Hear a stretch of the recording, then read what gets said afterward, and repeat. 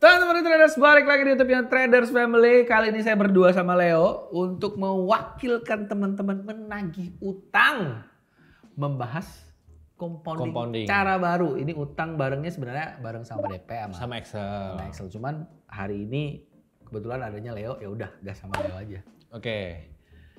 Kita tuntaskan utang ini. Kita tuntaskan. Wajib. Sebelum kita bahas tentang compounding cara baru, kita teman-teman harusnya udah tahu lah compounding itu seperti apa. Ya kita samain bahasanya dulu. Samain pengertiannya. Oke. Compounding itu kan sistem ketika kita ngejalanin bisnis, kita udah dapat profit. Profit ya kita masukin ke dalam modal. Untuk dapat profit yang lebih besar. Ya karena modalnya kan udah lebih besar. Oke. Nah yang menjadi tanda kutip cara barunya ini apa? Itu pasti pertanyaannya. Itu pertanyaannya. Oke. Kalau teman-teman ngeh di konten-konten belakangan beberapa minggu belakangan ini kita pernah share history trading dari klien-klien yang sudah screenshot dari teman-teman klien lah. Ya, di situ kan banyak tuh transaksinya banyak. Lotnya sama semua. Ya, kalau nggak. Kan pasti ngeliatnya profitnya doang. Iya, mayoritas. Iya. Nah, tapi kenapa tuh dengan transaksinya yang banyak? Nah, terus kan tuh belum. Clue-nya bukan cuma itu aja. Ada clue yang lain. Apa tuh? Kita sempat sebut ada klien yang menjahit dari 5 analis. Ada klien yang menjahit dari 10 analis. Bahkan Pak Tito sempat cerita ada klien yang menjahit dari 20 analis. Waktu itu.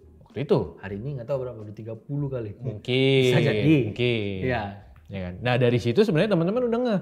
Sebenarnya compounding cara baru ini sebenarnya bukan compounding sih sebenarnya. Iya. Kalau nggak. Ya. Yang mau kita bahas hari ini adalah diversifikasi. Itulah yang menyebabkan kenapa klien-kliennya subscribe-nya bisa sampai 20 channel. Iya. Aslinya awalnya nggak sampai 20. Tetap bertahap. Ya. Gitu. Jadi kita bahas tentang diversifikasi. Pertanyaannya kan lebih ke kenapa harus diversifikasi?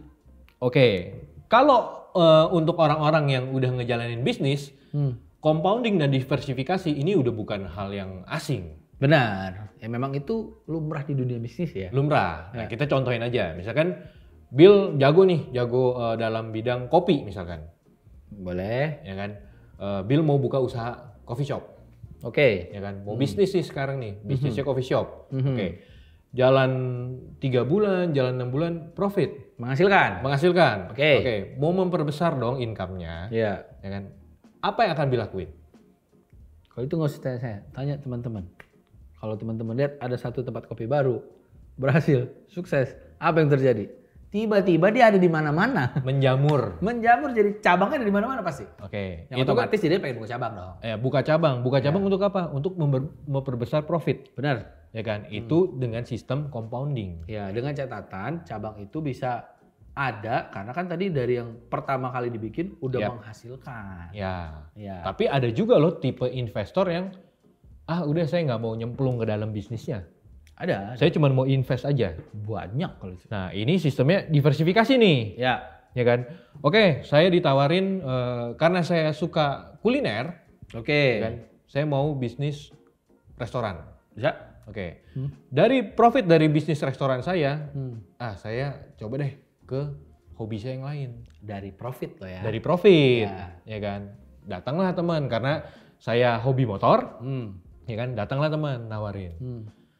Lek, kita buka bengkel yuk. Ya. Enak loh, motornya ada yang servisin, ada yang rawat. Ya, sekalian. Win-win nih. Ya, win-win. Karena saya dapat benefit itu, oke lah. Dari profit ini saya invest di bengkel. Ya kan? Saya udah di 2 bidang nih. Ya kan? Tambah lagi bidang ketiga, tambah lagi bidang keempat, tambah lagi bidang kelima. Ya, setiap udah profit ya bisa tambah setiap terus. Sekali saya profit, saya tambah bidang. Sebenarnya secara nggak langsung, kalau misalkan sesuatu terjadi di dalam bisnis, yang namanya bisnis kan pasti ada resiko. Sudah pasti. Apapun bisnisnya pasti ada resikonya. Ya kan? Kalau sesuatu terjadi di bisnis kita deh, ya kan? Tadi Bill jalanin satu bisnis, ya kan? Ketika penjualannya drop, ya kan? Dampaknya bisnisnya pasti income-nya turun. Pasti, ya kan. Amit-amit bisa mangkrak. Karena ya sumber income-nya dari satu bisnis ini. Iya, satu bidang. Sedangkan saya yang tipikalnya investor, ya kan. Saya melakukan diversifikasi dengan berbagai macam bidang, ya kan. Anggaplah bengkelnya lagi sepi. Iya. Saya masih punya 4 lagi yang backup. Iya. Aman sih. Masih aman. Ya. Nah, itulah sebenarnya yang membedakan menjalankan bisnis dengan cara compounding dan juga diversifikasi. Ya. Resikonya terpecah. Iya benar. Nggak di satu tempat gitu resikonya. Yes. Kalau gaya investor tadi kan resikonya ya kepecah-pecah di berapa banyak bidang tadi. Ya. 1, 2 terancam pun masih ada 3, 4, 5 lainnya gitu. Ya. Nah, kalau teman-teman juga kita selalu ngomong jalanin trading ini anggaplah seperti bisnis.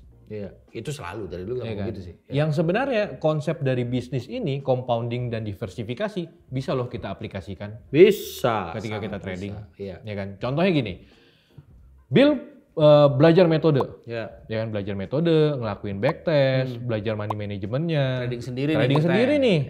Semua kontrol ada di Bill. Benar. Ya kan? Ketika Bill udah ngerasain profit, mau dong profitnya makin besar. Iya. Profit yang udah ada digunain untuk ngitung lagi lotnya. Pasti. Ya kan, otomatis lotnya bertambah. Ini teman-teman harusnya udah tahu nih kalau ini apa nih. Udah tahu, compounding. Ya kan. Sedangkan saya yang menjalankan dengan cara saya mensubscribe. Iya. Ya kan? Saya nggak tahu metode yang digunain apa. Nggak tahu, pasti nggak tahu. Bahkan saya nggak kenal sama analisnya. Nggak kenal. Ya kan. Oke, sama kayak tadi tuh diversifikasi. Saya subscribe analis A, analis B, analis C, saya subscribe 5 lah. Iya. Ya kan. Kalau Bill menjalankan, ketika Bill ngelakuin compounding, ya kan, tiba-tiba di trading kan ada monthly loss. Pasti. Pas lagi ngalamin monthly loss, apa yang terjadi? Ya. Lossnya makin gede dong. Ya kan. Sedangkan kalau saya melakukan dengan sistem diversifikasi, ada satu nih analis yang, dia tiba-tiba berubah behaviornya. Iya. Ya walaupun di awal kita udah seleksi dengan ketat nih. Iya, tetap aja. Ya kan, kita udah cari yang centangnya abu-abu, kita udah cari dari yang centang hijau, bahkan kita cari dari yang levelnya tertinggi lah. Iya.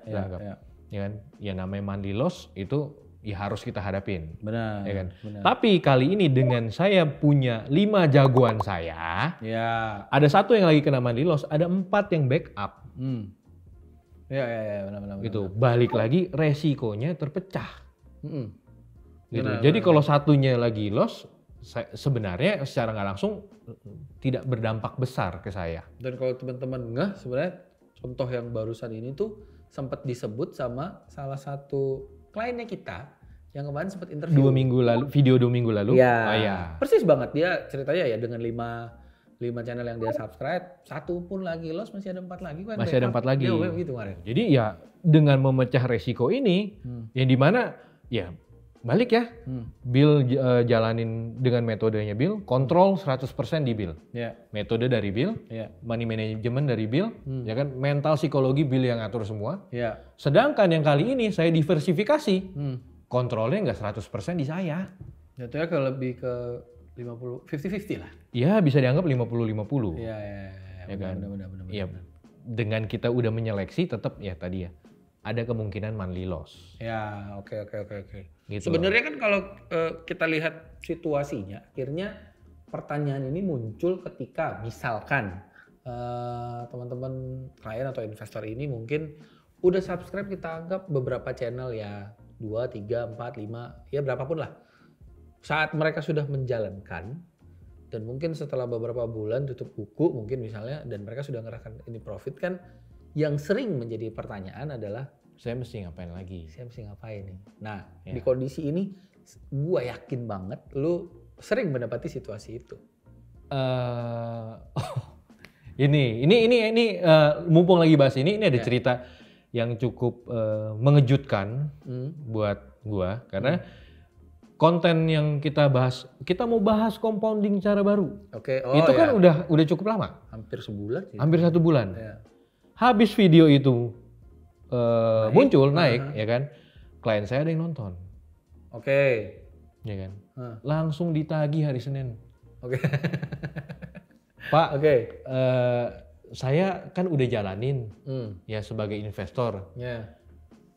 Saya mau compounding dong Pak, tapi ajarin yang Bapak mau bahas di video, yang cara baru.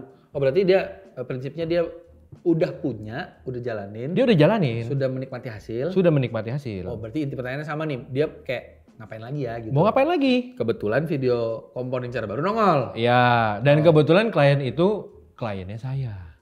Oh emang direct, oke. Ya, jadi ditodong. Pak, ajarin Pak. Mau ngomong apa kita? Mau ajarin dong. Yang saya ajarin ya sama. Yang kita bahas sekarang sama teman-teman. Diversifikasi. Oke. Ya kan, saya ajarin cara diversifikasinya. Yang hebatnya lagi karena dia udah terbiasa sama ngeliat nyeleksi channel, dia udah ada nih, udah beberapa channel dikantongin sebenarnya sama dia. Oh, udah ada channel standby. Udah ada channel. Yang tadinya fungsinya adalah, oh channel ini saya istilahnya masukin ke dalam keranjang untuk backup nih kalau ada salah satu yang kira-kira tiba-tiba behaviornya berubah. Oh, saya mau ganti. Sistemnya buat backup. Iya. Dan ternyata selama ini dia subscribe 3, dia jalanin dari 3 analis. 3 ini tidak ada yang dalam tanda kutip konslet. Oh, nggak ada yang terancam diganti kan? Tidak ada yang terancam. Oh, bagus dong. Nah akhirnya ya dari saya ajarin itu keluarlah data, dikirimin saya data, ada 3 data. Nah kita bahas aja langsung datanya. Oke. Beruntung banget justru langsung ada datanya. Nah ini Bill, kalau Bill melihat dari kacamata investor, saya sajikan 3 data ini. Oke. Oh ada 3 data nih? Ada 3 data. Ini data yang pertama. Sebentar. Probabilitas, consecutive profit. Oke, data pertama. Ini data yang pertama. Ini data yang kedua. Beda nih. Beda. Yang ini probabilitas ya oke lah masih mirip-mirip. Ini consecutive profitnya consecutive profit yang pertama 10, yang jadi kedua 15. Ya. Consecutive loss sama nih. Sama. Oke. Ini data yang ketiga. Jauh nih. Yang jauh banget, yang consecutive profitnya hampir 2 kali lipat dari yang pertama. Pertama loh, 19 kali. Consecutive loss-nya turun 1. Ini menarik, malah turun. Saat consecutive profitnya malah meningkat. Oke. Tapi ya oke, ngerti. Nah, ini data yang dikirim ke saya setelah saya infoin tentang diversifikasi. Kalau di kondisi ini, kalau Bill sebagai investor ya, balik lagi. Bill sebagai investor, Bill milih yang mana kombinasinya? Itu mah nggak usah saya, semua orang sepakat nomor yang ketiga. Yang ketiga? Kenapa? Gampang, itu consecutive profitnya udah gede banget. Kali 2 aja dari yang pertama nih, data yang pertama. Terus consecutive loss-nya dong mengecil. Iya. Oke. Tapi bisa divalidasi kalau ngeliat profitnya karena ini masih kepotong nih, ngasih lihat nilai. Oke. Nih kita bahas dulu ya. Yang pertama ini yang sudah dia jalankan. Sudah klien ini jalankan. Oh gitu. Oke. Setelah belajar tentang diversifikasi, kliennya dari channel yang sudah ada dari 3 ini ditambahin 2 lagi. Yang udah dikantongin sama dia. Ini 3. Yang ini dia tambah 2. Tambah 2. Oke. Ya kan? Dilihat nih di sini datanya, consecutive profitnya meningkat nih. Meningkat. Tapi consecutive loss-nya sama. Masih sama nih. Oh oke. Ya, balik lagi ya, diversifikasi memecah resiko. Yang ditangkap sama klien ini adalah harusnya consecutive loss-nya bisa turun nih. Iya. Dicari lagi lah 2 channel lagi. Oh, dia tahu harusnya consecutive loss bisa turun ya? Bisa turun. Oke. Gitu. Akhirnya muncullah ini data yang ketiga. Ini dari berapa channel nih? Ini dari 7. 7. Tadi dari 3 yang dia jalanin, ditambahin 2 yang udah dikantongin sama dia, dicari lagi 2, jadinya 7. Ini konsepnya tambah ya, bukan ganti ya? Bukan diganti. Oke. Karena yang tadinya dia persiapkan 2 itu untuk diganti, akhirnya ya channelnya profit kok. Konsisten kok. Oke, sekarang profitnya. Oke, profitnya. Yang pertama itu 30. Dari 3 channel itu 35.000. 35.000. Yang kedua 57.000. Yang ketiga sah ini 74.000. Jumlah consecutive loss-nya malah mengecil, profit membesar, consecutive profitnya hampir 2 kali lipat dari yang 3 channel. Oke. Pasti yang ini. Berarti kalau Bill di posisi klien ini, Bill akan milih untuk jalanin yang ketiga. Ya kalau pilihannya harus pilih satu, pasti pilih itu. balik lagi kita harus ngukur resiko, kita harus ngitung resikonya, ya kan? Dari 3 channel kita udah profit berapa persen sih? Jangan sampai karena kita tergiur sama nilai profitnya, 74.000 nih profitnya. Oh. Konsekutif profitnya jadi 19 nih. Ya. Sampai nanti apa yang udah dipelajarin, menghitung resiko, lupa. Ya maksudnya tetap ada tahapannya ya. Ada tahapannya. Nggak bisa langsung ujuk-ujuk pengennya yang banyak langsung door gitu. Iya, kalau kayak gitu ya saya ngomong jujur aja. Ya. Dibikin kombinasi jadi 15, profitnya lebih gede. Oh iya sih. Ya kan? Tapi kan nggak, ya jadinya apa yang udah kita pelajarin selama ini tentang resiko. Apalagi kalau misalnya kayak teman-teman mungkin lihat salah satu konten yang dibahas sama Pak Tito, ada yang sampai 20 setelah diajarkan. Itu awalnya nggak dari 20 kok klien itu. Iya benar. Karena setiap kali klien ini melakukan penambahan atau diversifikasi, wajib dihitung ulang. Kita selalu himbau klien-klien untuk hitung ulang. Ya. Kenapa? Kita udah edukasi udah lama sekali. Iya, benar, kan? Benar. Kita mau teman-teman profit. Iya. Gitu. Jangan karena diversifikasi nih. Iya. Kontennya naik di YouTube. Benar. Ya kan? Ini datanya bagus sih. Datanya bagus. Iya. Apalagi waktu itu Pak Tito yang ngomong ada klien yang 20 channel. Iya. Saya sekarang 5 nih. Tambahin 15 bisa kali ya. Iya, bisa buyar semua. Ingat ya, buat teman-teman ingat tujuan kita mau teman-teman profit. Iya. Jangan sampai karena tergiur dengan dengan nambah channel profitnya makin gede, langsung buru-buru mau ditambah. Oke. Dihitung ulang resikonya. Oke. Berarti sampai tadi untuk dicontoh kasus case klien yang tadi itu akhirnya dia ngikutin bertahap. Jadi dia bertahap. Jadi dia ngambil yang kedua dulu. Sampai nanti modalnya bertambah lagi, baru dihitung ulang, dicek ulang dari 7 kombinasi yang udah dibikin kemarin, masih oke nggak? Oke. Kalau misalnya masih oke dengan modal yang sudah bertambah, dia baru nambah channelnya. Oke. Kalau itu sah tuh diversifikasi tuh. Nah, ya memang karena gini, Bang. Kita sama-sama tahu lah dari awal aplikasi ini diciptakan memang cara yang paling tepat memanfaatkan aplikasi ini dengan cara diversifikasi, mecahin resikonya. Ya. Kalau ada pilihan resikonya dipecah, ngapain kita pilih lotnya kita gedein? Iya. Benar. Makanya emang dari awal teman-teman ya kenapa analisa ada segitu banyak, channelnya ada segitu banyak, memang tujuannya untuk supaya diversifikasi. Iya. Oke. Terjawab sih. Lunas dong? Lunas. Gak bisa lunas. Saat lu bikin konten yang ujung-ujungnya bilang, oh nanti kita bahas compounding cara baru ya. Ujungnya ditagih ya? Ditagih. Ini konten naik, ditagih kita nih. Kenapa nggak sekalian kasih lihat itu tadi yang 357 channelnya apa aja? Oh kalau itu nggak bisa. Pasti kan lu nanti bakal ditanya. Daripada ditanya banyak dikeroyok di chat, ditelepon sama klien. Oh ya, sekalian saya jelasin nih. Buat teman-teman ya, kalau yang masih suka direct chat ke saya, nanyain, Pak kemarin yang kombinasi 7 channel itu apa? Sorry teman-teman, itu privacy dari klien-klien kita nggak mungkin kita kasih tahu. Tapi tenang teman-teman, saya tahu dia habis meeting sama Pak Tito. Memvalidasi beberapa channel yang dinyatakan layak. Oh, selalu ada cara ya? Selalu ada cara. Kalau ya 3 boleh lah, Le. Jangan, 3 kebanyakan. 1 aja 1. 2 deh, 2.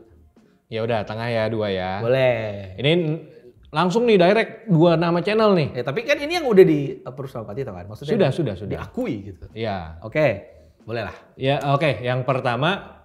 Biar lunas nih, biar lunas. Biar lunas ya. Nggak ditagi-tagi lagi ya. Sama lu. Kita lunasi sekarang juga. DP sama Excel lagi. Yang pertama NTRS FX. NTRS FX. Iya. Oke. Yang kedua @312 IP.